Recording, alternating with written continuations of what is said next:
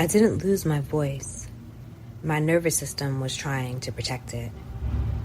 For years, I believed I had a communication problem.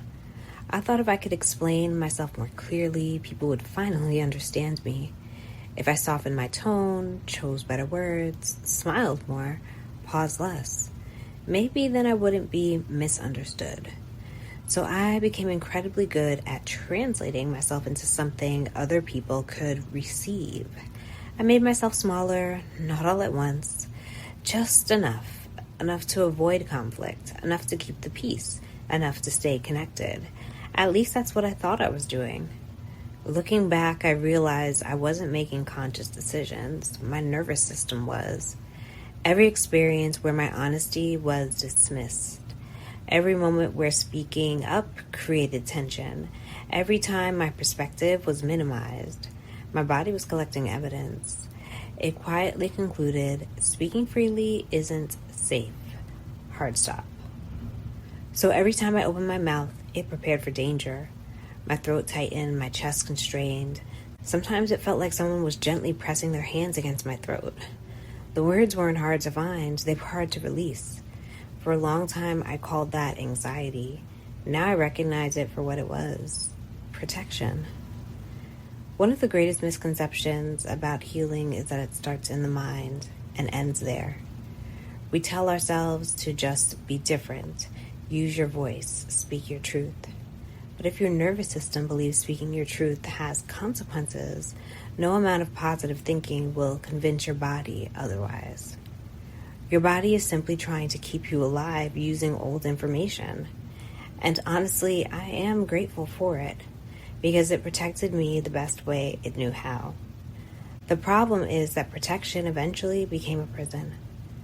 These days, my practice doesn't begin with speaking louder. It begins with pausing.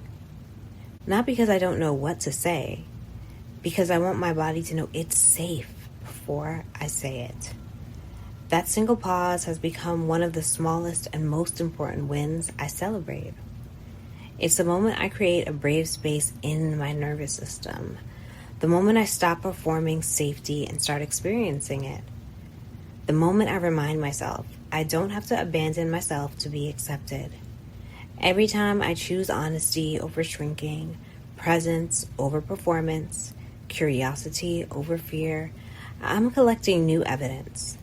I'm teaching my nervous system that the world I live in today isn't the same one it learned from years ago. That's what small wins really are. They're not just accomplishments. They're moments that update your identity.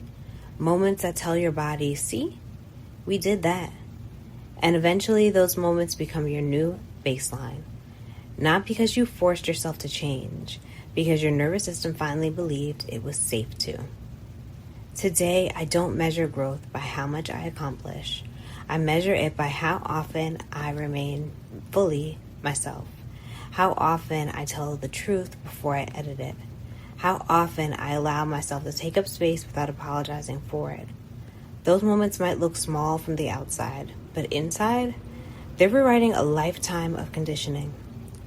And maybe that's what freedom really is. Not finding your voice, remembering it was always there. You were simply waiting for your body to believe it was safe enough to use it. Today, I don't measure growth by how much I accomplish. I measure it by how often I can remain fully myself. How often I tell the truth before I edit it. How often I allow myself to take up space without apologizing for it. Those moments might look small from the outside, but inside, they're rewriting a lifetime of conditioning. And maybe that's what freedom really is. Not finding your voice, remembering it was always there.